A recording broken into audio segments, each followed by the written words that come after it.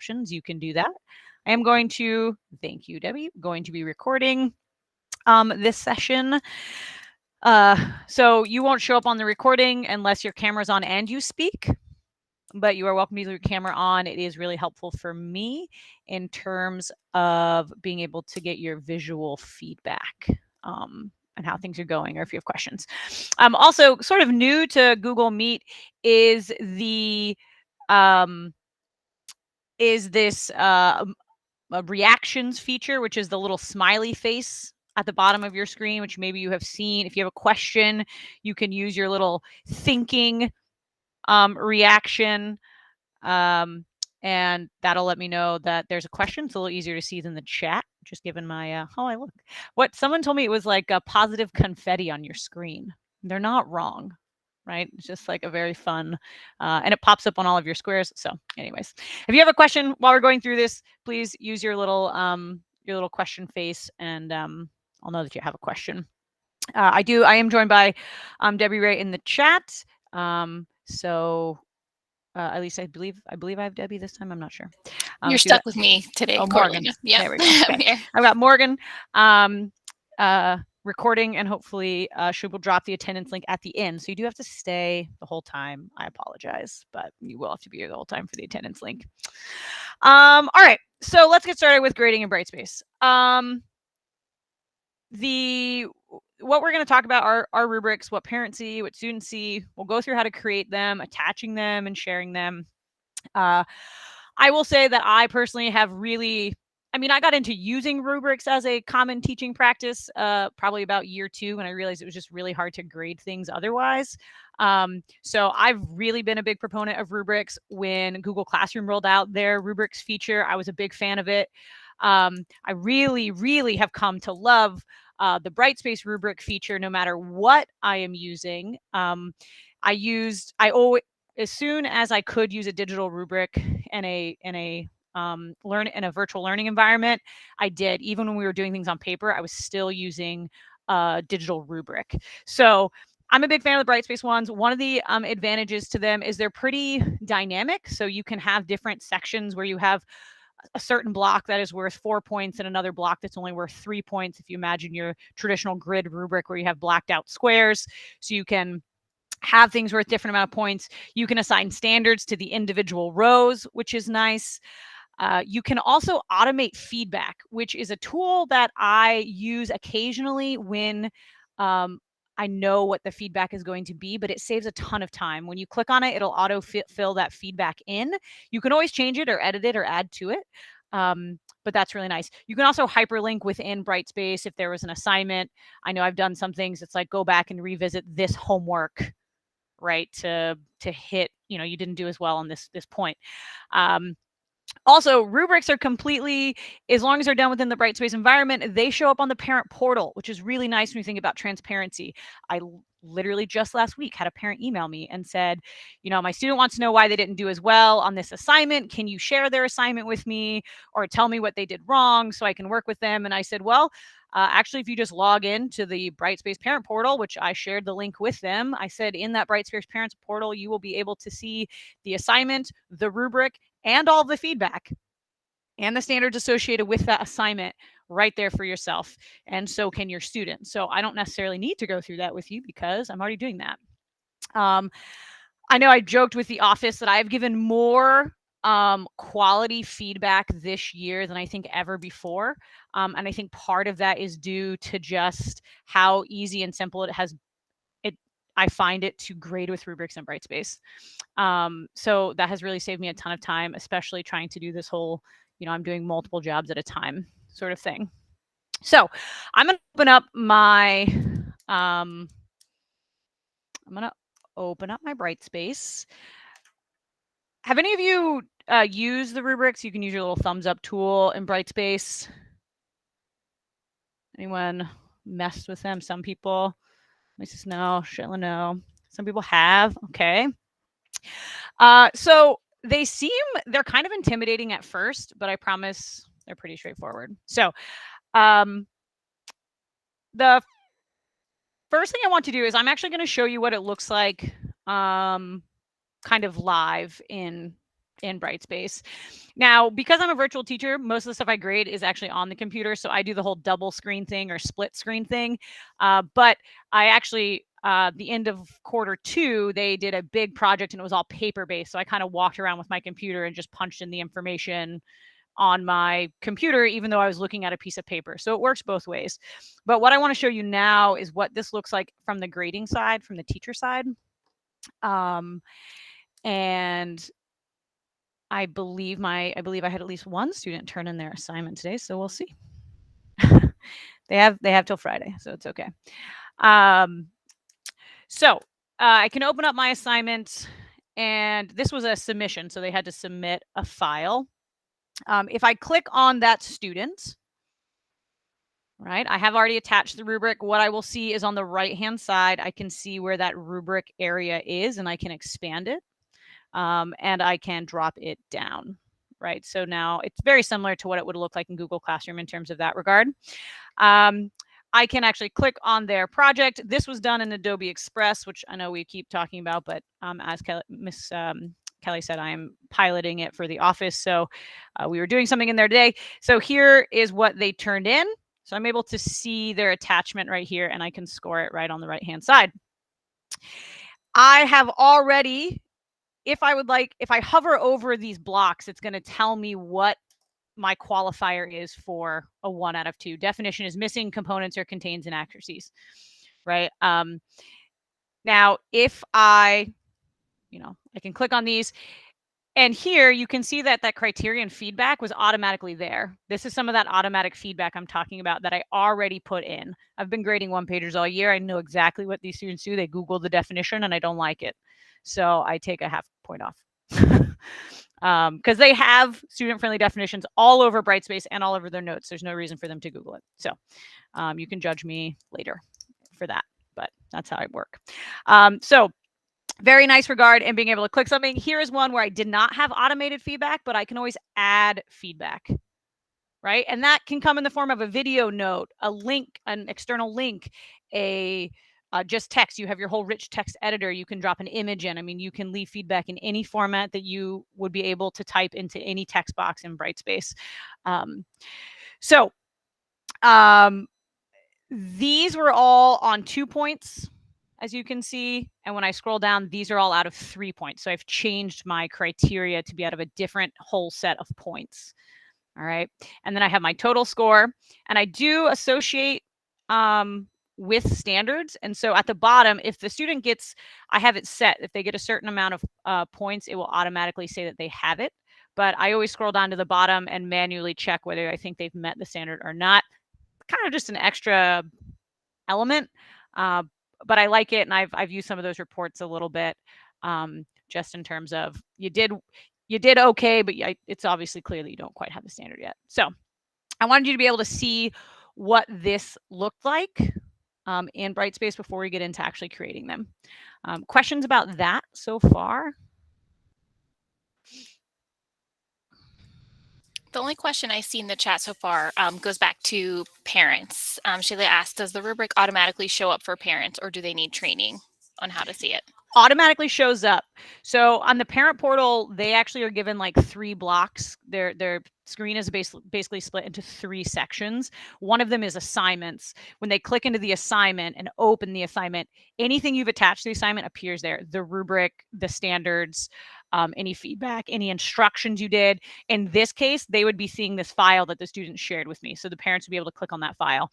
That doesn't work with Google assignments, right? The Google assignment, even with Google assignments, I'm still grading them in the Brightspace assignment, but the parents wouldn't be able to see actually what they submitted in Google because they're not linked like that. Hopefully that answers your question.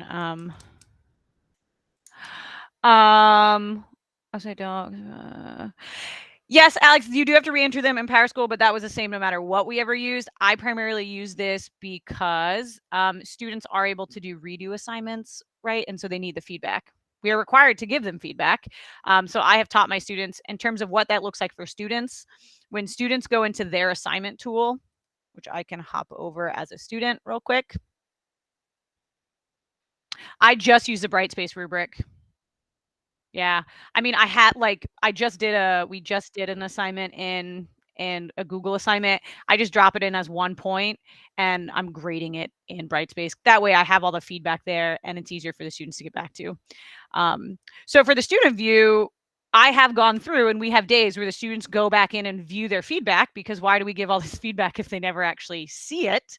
So we have worked on going back in through their assignments tool, and what they'll see on this side is that is completed, and it'll say feedback given or read feedback, and they can click on that and it shows them the rubric, shows them what they got, shows them whatever feedback. So my attempt is trying to get students to go back into that rubric, read the feedback, and make those corrections on their actual assignment before they resubmit it, right? And so that is something that you just have to teach the students, but I do like it. You know, they sometimes couldn't read my handwriting. I couldn't read theirs. It's always here. It's available for parents. So I like the transparency and just we know it's there. You can't lose an online rubric. Um,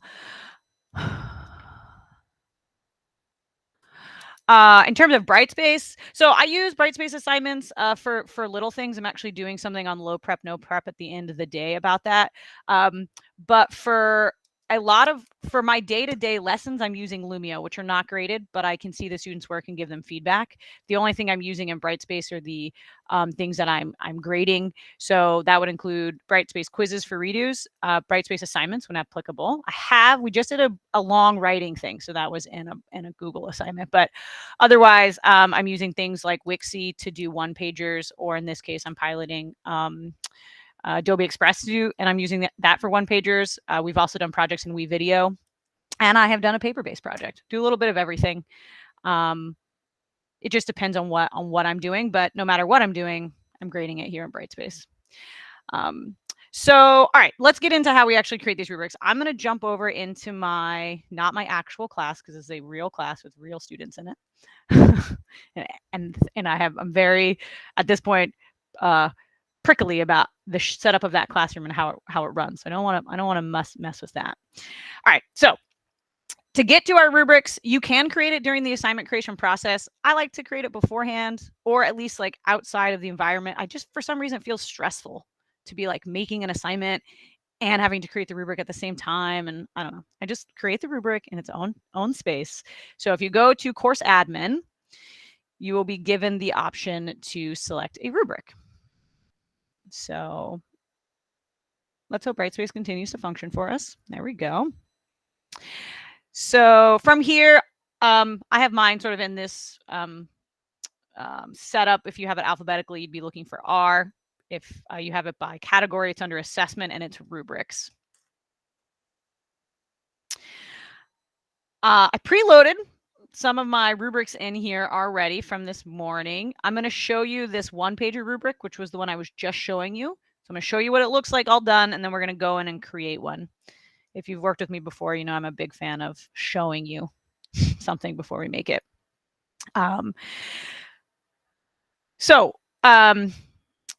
Essentially, I'm going to see if I can zoom out for you so you all can see a little bit more of my screen at once. Oop, it's probably too much.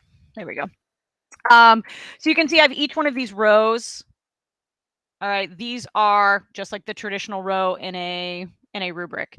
You can change the titles of all of these things. You can change your point association. Here this is the analytical rubric, right? So it's spelling out what you needed to do. And here's where you can see that initial feedback box. So the initial feedback box is where I can put that automatic feedback. If I already know, or I want to link them to a specific resource, I can put that information here. I can see that I have, this one was under the process, and then I had explain, which was a different point value. So it's kind of separated out.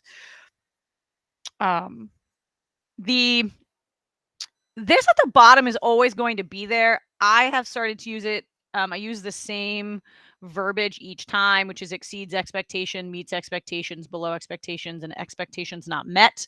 But you set the point value for these. It's automatically will be set to 11, even if your assignment is not 11 points. Don't ask. So, keep that in mind. You do have a couple options.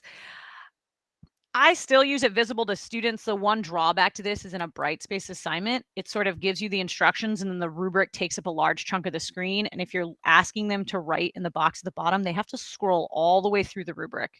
You can hide the rubric if you were going to print it out or give it to them or have it available somewhere else. You can hide it from students, or you can just hide it until the feedback is published. So they wouldn't see it in the actual assignment. They would see it once you returned it to them. They would then see that rubric with all that feedback on it. I just leave it visible. I haven't decided.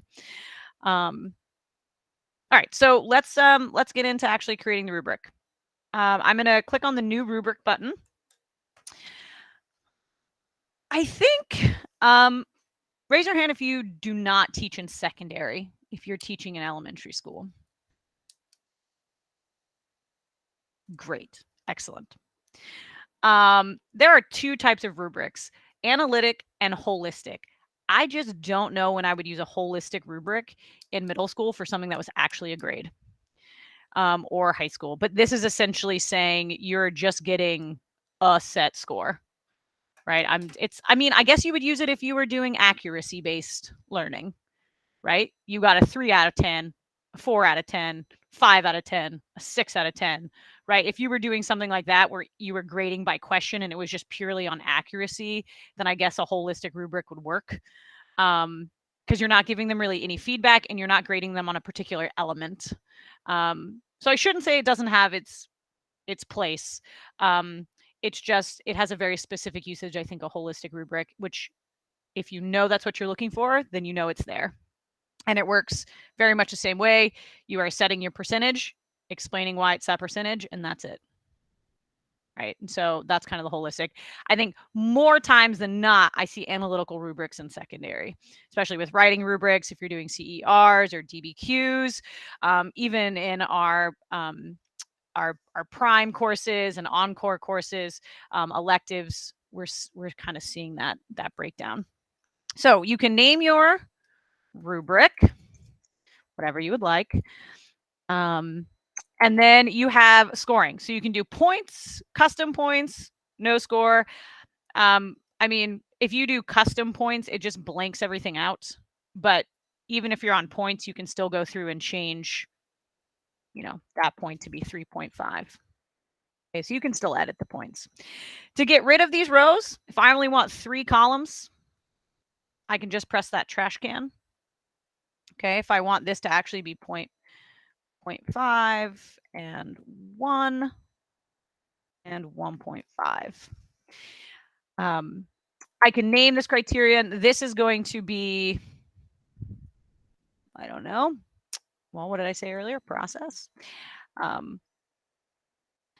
I can have, process. I can call this whatever I'd like. It's whatever item it is. And then here's where you would actually be entering your,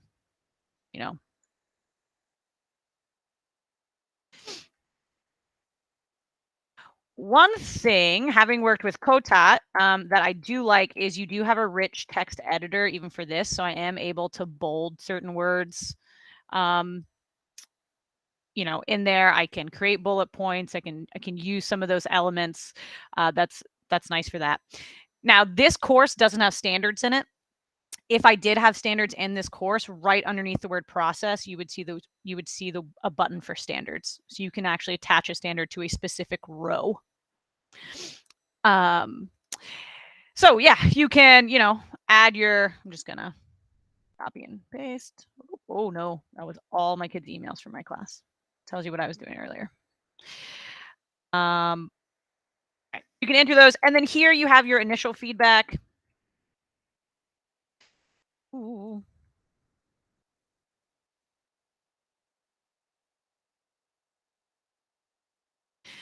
So you will always be able to edit that during the scoring process, right? So even though I wrote this here, if this actually doesn't apply to the student, it's something very specific, I have the option during the scoring process to delete it and add something new. But I'm sure you've all been there. You're giving the exact same piece of feedback on the exact same part of the rubric to every kid. I feel like year after year, we start to be able to anticipate that. So you can sort of front load this with information. I have, like I said, some of the common things I do is I will link out to like a Discovery Ed video on the topic.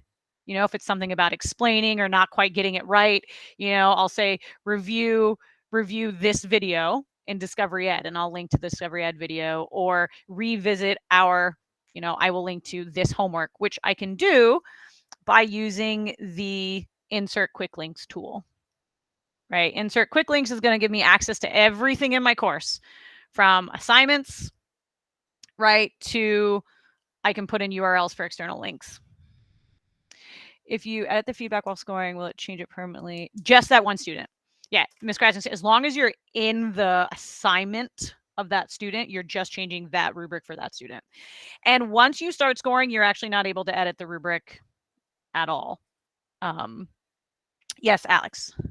Hey, are the standards, if it's a CIS course, like all the RLW, they're all there? So, if you added standards to your course, you selected which standards to add, yes, they would all be in, you could select from any of them.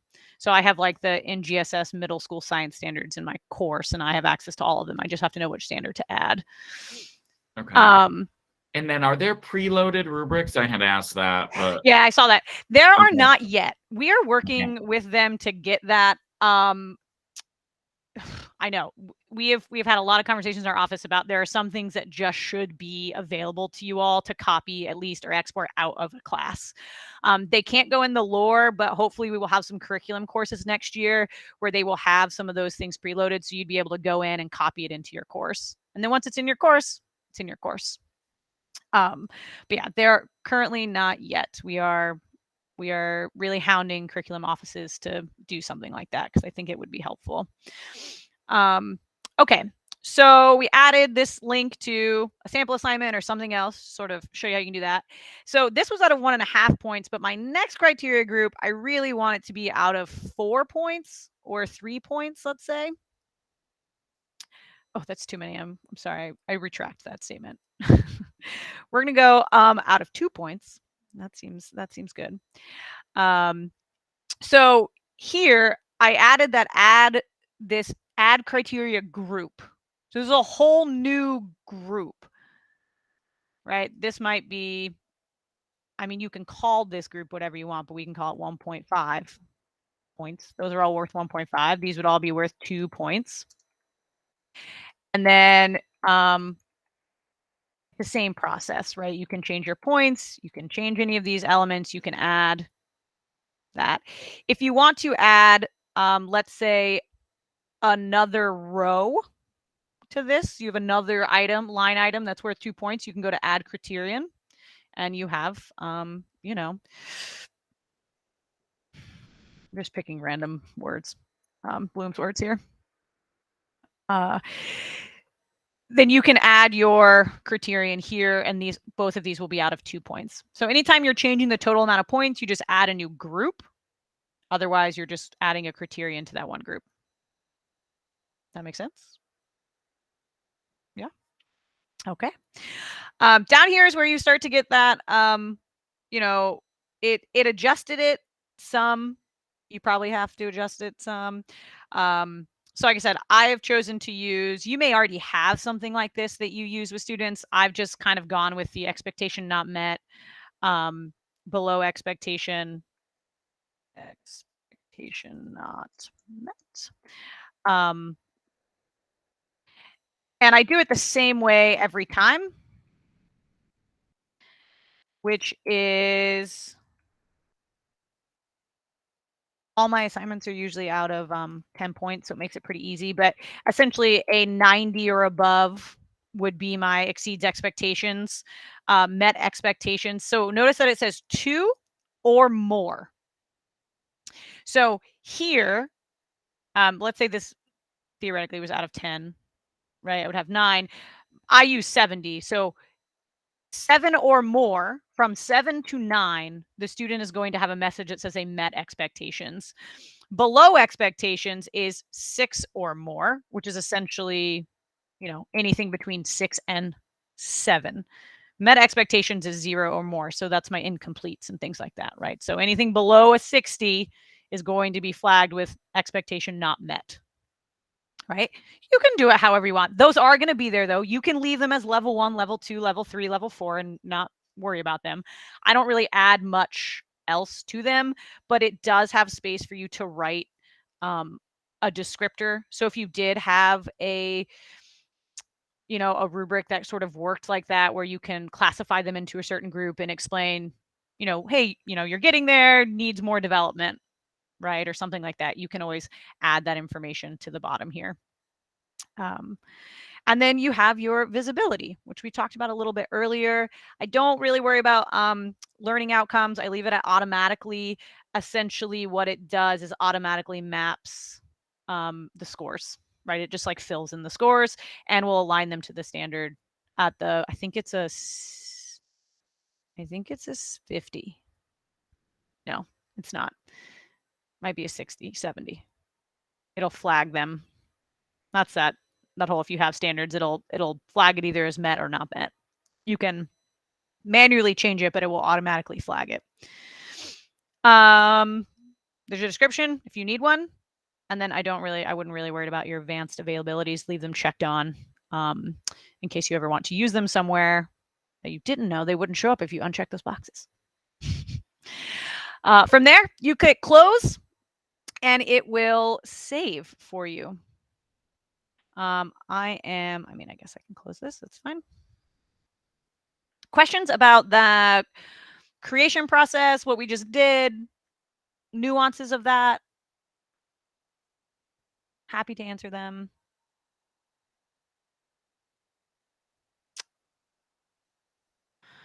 Okay. Wait, So- I'm sorry. I know go ahead. you're doing this for training and things like that, but you're not finding this too time what's the word I'm looking Consuming?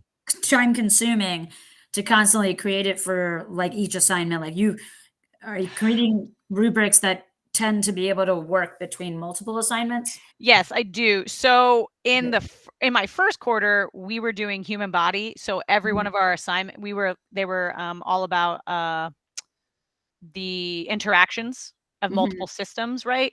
So Right. I was able to use the same rubric for each of those one pagers. Okay. Right. And that worked because I was like, these two systems are working together.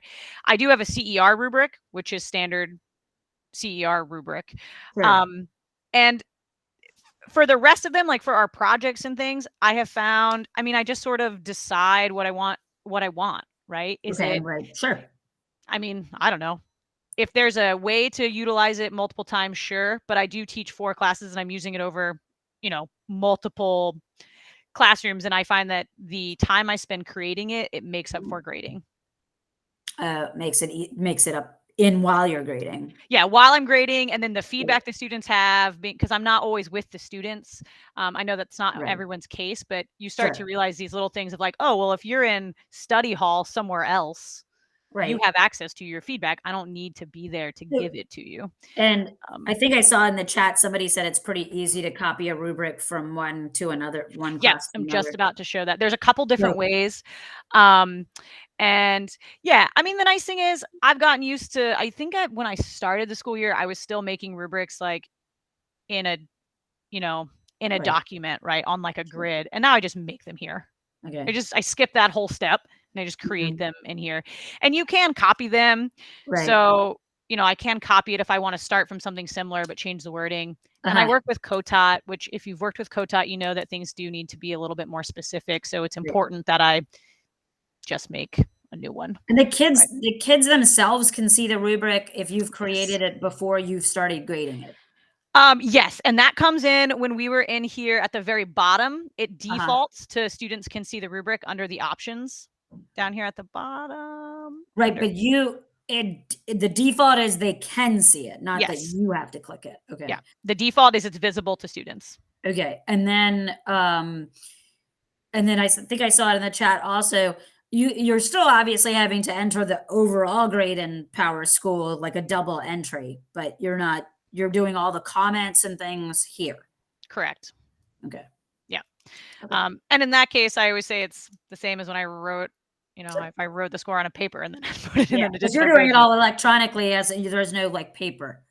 Yeah. Well, and even when I used paper, because like I said, I did do a project in the last quarter that was quite a big project, and there were, I think, 3 grades, and they were all paper-based grades. Oh, okay. But I still used, because we're supposed to put all graded assignments in Brightspace anyway. So even though they're on paper, I still had to create the placeholder in Brightspace. So I went ahead and created the rubric in there, and I, had the papers, and I was going through the papers and clicking through the rubric. Sure. Okay. That's not so bad. Okay. But yeah, so Sounds I've used good. it in kind of all forms. All right, so in terms of getting this to your other classes, so in the end, when you go to create a new assignment, okay, which I'm not going to dwell on the assignment creation process. We're going to hope that we are there. I have my, my graded assignment here. And on the right-hand side, I have evaluation and feedback. Here's where I can add my rubric. Notice I can create new. This is where I was saying I get stressed out doing it from this box. I don't know why. I'm just like, just want to have it already created. So I can go to add existing, and here's where I can select my rubric. So if I do have multiple, if I want to reuse the same rubric, I can, right? It's there. So I can create my rubric. You do have annotation tools available for assessment, and also you can hide student names during assessment, which is sort of interesting. Annotation tools, we haven't really used them, but if I'm not mistaken, it allows you to make notes on the, honestly, I couldn't necessarily tell you. We haven't looked into it a ton, and I don't think I've used any assignments where they were relevant, but I think it allows you to make comments like on the page. But I don't do a whole lot. It makes it like a PDF, Corlina. Yeah, okay. It'll allow you to mark it up. Okay, that's what I thought. I mean, that's what we like know it's that. I just have never used it, so I'm not quite sure what it looks like. Alex. Sorry for my plethora of questions. That's fine. So, StudySync McGraw-Hill has recently been integrated with Brightspace, which is great.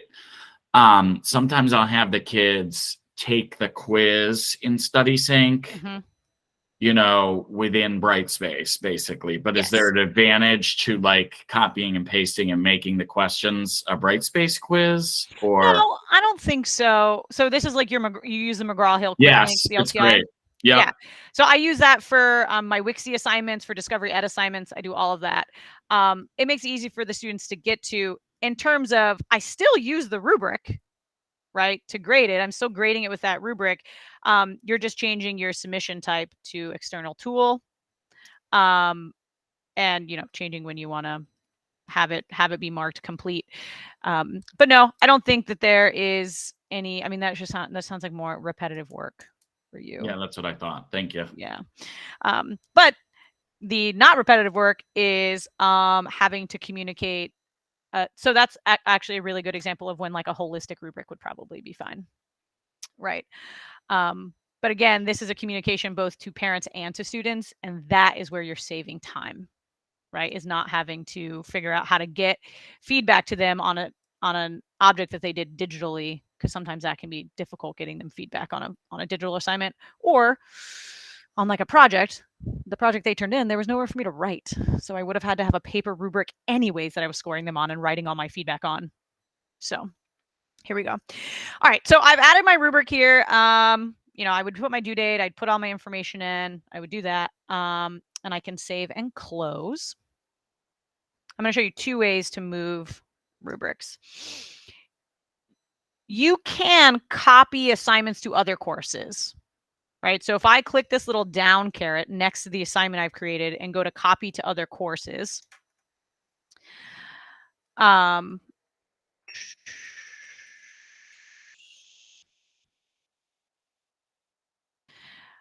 sandbox, you can see up here, I can include one rubric. Okay, I see Carol leaning into the screen. I'll make it bigger. So here at the top, I can include one rubric. And if it was a graded item, I can include the graded item. So that is a very simple way to get this to multiple classes. Because I don't know if you know this, but I can click off my sandbox, and I can also, well, let's see. I can also click off multiple other classes all at the same time, and it'll copy to all of the ones I have selected. Okay. Even though you can choose up to 10, so you can notice, like, I can search for different names and go to different courses all at once while just sharing that one thing. And it's going to share the rubric over into that course. That rubric is then in that course. Right. Let me go ahead and, because I zoomed in, Control minus. I can go ahead and copy it over. It's now in that course, which means I can attach it to any assignment if I would like. Or if I have multiple copies, I just did kind of a really, it was very scaffolded because it's this final project. And I've got, like I said, I've got a lot of different types of learners. So I had 4 different assignments, which means I had to create 4 different Brightspace assignments and 4 different Google assignments, but they all use the same rubric, right? So I was able to attach that in that way. So once it is there, I can then access that in my sandbox. It'll show up over in my sandbox. It takes it doesn't take release conditions. If you had your, there it is, my eCoach assignment, it's going to be, I think it, I don't think it comes over hidden, but it will, as you can see, it does take over your assignment, your submission type, right? Your evaluation and feedback. It will dump any release conditions that you had on it. This is where you can see standards. I don't think if you copy an assignment this way, it takes the standards with it. And I can't, sorry, I feel like now I don't know a lot of things, if it does that with the rubric or not. But I always say, as long as all the courses you have the same things in them, usually the standards go with it. So that is one way to get your rubric from one class into another. The other way is through our import, copy, export, which I have to admit is cumbersome, but it is how I do 95% of the copying to all of my 4 courses every week. So if you've never used it, you search for your course. You have to be in the course you want it to be in. So I want it to be in my sandbox. It is being stored in my sample classroom. So I'm going to add that. And then I'm going to select components down here at the bottom. And I get all kinds of options. But if I scroll all the way down, I will notice that rubrics is one of them. Okay, which would be another way to do it. Mind you, if I'm copying an assignment, I still have to click assignment and the individual items to copy. Right, I would select my individual items. If it was a graded, if I want to take the grade item with me, I could do that. Usually I end up doing assignments and the rubric and the content block, and usually that's what I'm taking over, kind of take over a bunch at once. But if I go to continue, if I don't want the assignment, I just want the rubric, I can just grab the rubric. If I want the rubric attached to the assignment, I have to make sure that I add the rubric. Here's the rubric, my eCoach day. And I want to make sure I am selecting that assignment that it goes with. Otherwise, if I just move the assignment and I don't move the rubric, it won't go over. If I move the rubric and not the assignment, I'll just get the rubric, no assignment, which maybe is what you want to do. They work the same way. You click continue, and it's going to copy it over into this class. You can go to finish. Corlina, we did have the question in the chat. Yes. People were asking about the lore, and that's the learning repository. Yes. So just wanted to clarify that. Yes, the lore is a what do they call it? Learning object repository. But rubrics cannot go into the lore, unfortunately. Can rubrics be shared among teachers? Yes, let me go back in here and see. So yeah, the lore is a rubric learning object repository. It's essentially like a library that you can put stuff into and then pull it down from. It's like a cloud. Put it up there, then you can go somewhere else in Brightspace and you can pull it into your class. It's really great for question libraries. Okay, so to address the question, can rubrics be shared among teachers? Yes. Yes, sort of. Yes. I mean, the answer is yes. The short answer is yes. The best way to do that, though, is to have that teacher be in your class, which I know I don't like that either, but there is a teacher in this class, so I can show you. There's actually a setting that you can set a teacher to. So you can see that Miss Everett here has what's called curriculum content access. That means she can copy things out of my course, but that's it. Right? She can't create things, she can't edit anything, she can't mess with my course at all, but she can see it, and if there's something she wants, she's able to access my course in that copy import export tool and take what she wants. So if you had like a department course, which is what I really suggest people do with like Alex's questions about these like preloaded rubrics, is have your DC make them in a content course, make all of you curriculum content access, give you all curriculum content access to that course, and then you can all pull whatever you want out of it. It's easy to do that way. The way you would do that, by the way, is when you add participants. Let me, let's see. We'll search for Alex over here. So I can see I have Alex. I can select his role, and there's that curriculum content access role. Which should mean, remember how I said you can go into, I'm not actually going to add you to my class, Alex. But remember I said that you can go into the assignments tool, click that caret, and go to copy assignments. That curriculum content access will allow them to use that tool as well. They can go here and copy to other courses, right? That person can use that functionality as well, which, as I just showed you, will also take the rubric with it. So if you had something, you just have to be, right, that's only going to work as long as the assignment doesn't have any external tools attached to it, right? If your Brightspace assignment is linked to a Google assignment, you can't transfer it that way, right? Because you have to copy the external tool. But I just wanted to make, I always have to make that disclaimer. So in which case I usually just tell people to use the import copy export. Okay. How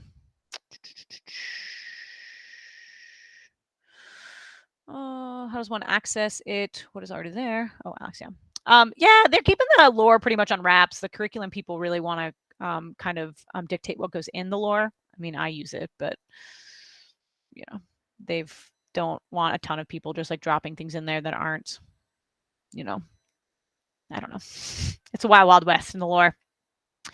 So you're not. What do you mean, Shayla? Copy from your course to your own course that you're not involved in? You were saying like a teacher that was in your course could copy, but you're saying they could copy to their personal account that is now accessible to their own courses. Yes. So like Miss Everett, like, okay. So Miss Everett's in my class. I don't have access to Miss Everett's classes if I'm just a standard teacher, but she has curriculum content access, so she can copy from my course. She can pull from my course into hers.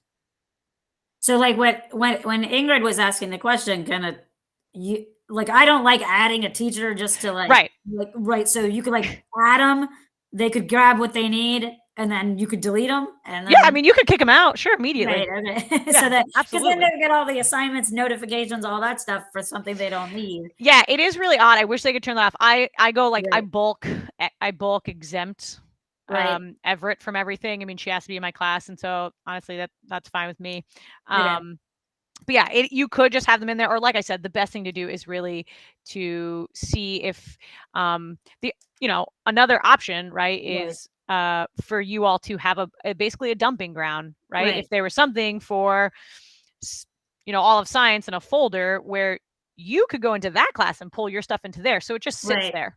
Yeah. Right. Okay. And then no one's in your class, but you have to take you took a little bit of time to put it somewhere so someone can access it. We could technically request like the way they like clubs request like their own thing. We could request like math department. Yep. and then have just a math department Brightspace. So if Yep. people were, and then all the math teachers would be in there. And then if Mhm. somebody from the Algebra 1 team created something, they could grab it from there and then copy it to their own thing. Yes, exactly. Have you Yeah. seen that in any schools? Like, I know theoretically that's. I mean, the way I to do used it last Yeah. year when I was Yeah. still a DC. That's how we Uh-huh. did it. And when I would Oh, okay. create like these intricate rubrics, I just Sure. had a BPMS Uh-huh. science Brightspace course, and I would dump something, you know, there was Got stuff it. in there so the teachers could go in and pull it out. That's an interesting theory. Okay. I mean, theory, you did it. I'm sorry. Yeah. But Well, and also, so Yeah. DCs have access also to the whole roster. So they, Right. if you create it and you're like, oh, I created the rubric, but I did it in my class, the DC can go into your class and pull it into that space, Oh, okay. right? They can Cool. do that step for you. Because they have access already to all their teachers. They have the curriculum content access to everyone in the school. Got it. Okay, cool. Yeah. Thank you for sharing that. I will put that in my passport. Right. Yeah, there you go. Carol, you had a question. I actually was trying to hit a react and hit the Oh, no hands problem. up. But we do also use curriculum content within like US history, Gov. So each team has their own little space where they can create. Yes, excellent. Yes, I don't, is it Tate? Tate, T-A-I-T. Tate? Tate? I'm going to hope that was Tate. Okay. Yes, we are hoping for district-wide share as well. That is what our office is pushing for curriculum. We are also trying to not only train curriculum writers, but also the teacher specialists in the different offices so they can figure out how to do this. And I think they will all come to the same realization that these are things that we can do county-wide, right? Okay, I like the, yes. Is curriculum content access is, no, I guess technically not new. We started it last year, but it's not widely publicized. It's a role that exists. Most of your administrators know about it, but it's not something that's widely publicized in terms of just the standard teaching population because it doesn't apply necessarily. Can you touch on what grading looks like? Yes, I can. So this is a great space to do this in. So I'm in my assignments tool. Here, this column says new submissions. So this is going to give me my new submissions that we need to look at 3 other columns: completed, evaluated, and feedback published. All right.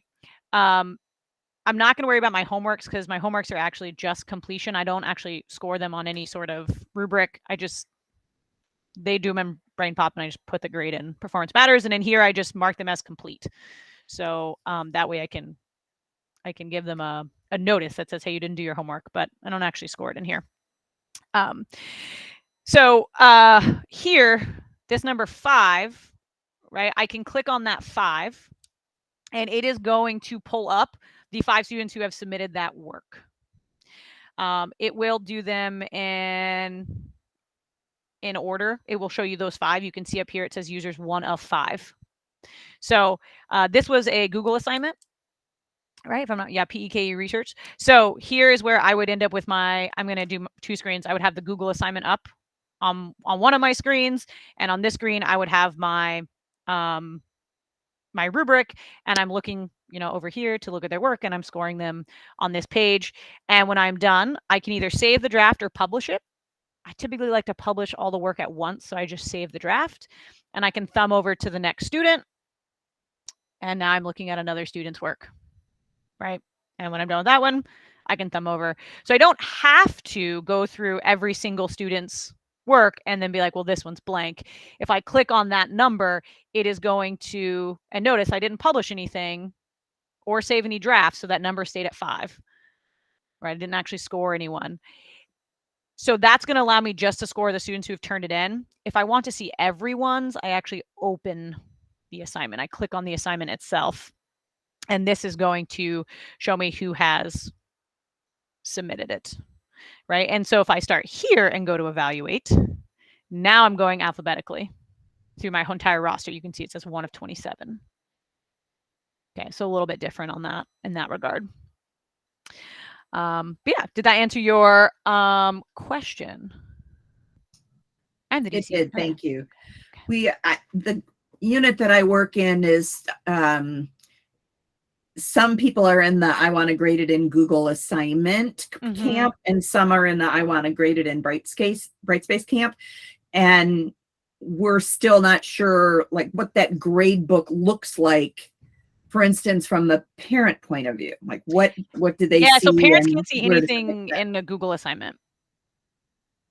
So if you're grading it in Google, the parent can't see it. That's great. And it's actually kind of hard for the student to get back to that. They have to go through the original, because if I'm not mistaken, students don't have this Google assignment button that we have. So they can't easily get back to that assignment. They have to go into their Brightspace assignment, click on the link to the Google assignment, which will then open up that Google assignment. Now, don't get me wrong, we just did this research I was just showing you. I made comments before they submitted it and gave them feedback on all the individual questions. You can highlight and make comments on like how to improve their responses, but their overall score and feedback will end up in the Brightspace rubric, primarily because they can access the Brightspace rubric a lot easier through the assignments tool, and parents can see it as well. Right. So if you really think about conferences coming up, my parents that come into my conferences, I can have them log in to their Brightspace parent portal and pull up our class, and they can see all of the students' work, all of the work samples, all of the rubrics and feedback that their students have been given. Right. And that's done. That's just already there. And I don't necessarily have to worry about it because it's something I've just been doing the whole year.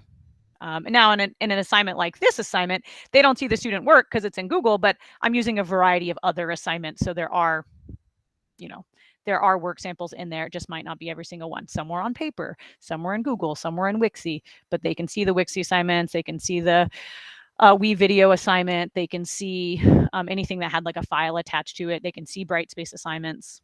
So they can hear audio recordings if they were in the Brightspace assignment or anything like that. So, sort of a one less thing to worry about when you're trying to get all these work samples in order.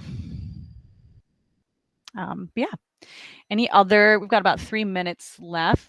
Morgan dropped the attendance link in there. I appreciate everyone's chatter. It's always nice to be able to answer questions and sort of have that feedback and that dialogue. That was a great session. Good. Are you guys able to come do like grading focused PDs at schools? Because you're in middle school, right? Yeah, Tracy that's too, Tracy. right? Yep. Yeah. So I just think there's a lot of potential there. There is. I'm waiting for people. I've been waiting for people to sort of like, it's Brightspace. We know how to post assignments. We know how to create assignments. We know how to create our content. There's still plenty for people to learn the tricks of. But I think that rubric tool, it's just so helpful in the end when you think of the parent component and the students being able, you're giving that power back to the students to go look at their own feedback and to make their corrections and to have that.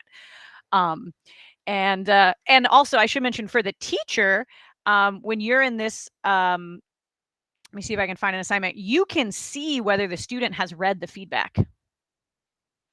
Right. So if I go into, I probably have to go back to last quarter. If I open it, it should, feedback read, right? It gives me the read date. So Sierra went back in on December 9th and read their feedback like I asked them to in class, to go back in and look at their feedback and make any corrections to their work. Because we all do makeup days, now's your day to make up stuff you're missing, but also to redo the stuff you've already turned in.